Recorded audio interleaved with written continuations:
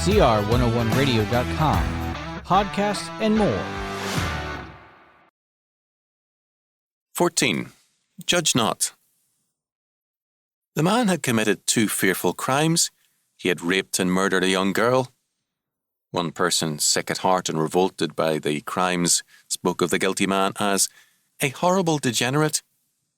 Some murmured, "Judge not, it isn't Christian to judge."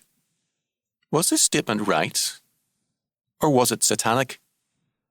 Jesus Christ declared, quote, "Do not pass judgment so you may not be judged. For the way you judge, you will be judged, and with what yardstick you measure, you will be measured." Matthew 7:1-2. Berkeley version. But Jesus Christ called the scribes and Pharisees hypocrites, whited sepulchres, and much more. He called Herod a fox, and he never hesitated to speak out sharply and with judgment. The prophets and apostles also spoke often with clear and sharp judgments. Were they wrong? Obviously, when the prophets, apostles, and Jesus Christ judged, they not only did so with a clear conscience, but they did so in the conviction that it was their duty to do so, that their judgment was a godly act and a moral necessity. But this is not all.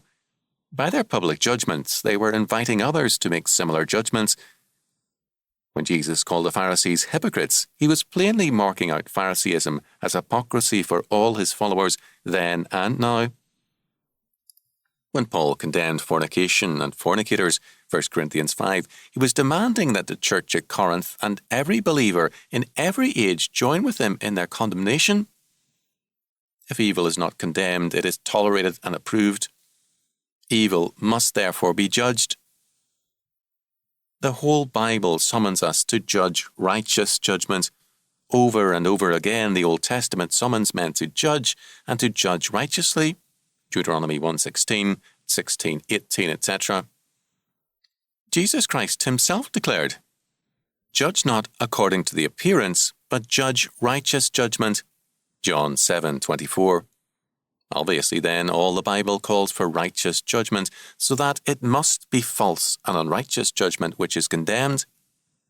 We are not permitted to judge by appearance or by our own feelings, likes and dislikes, but only in terms of God's law.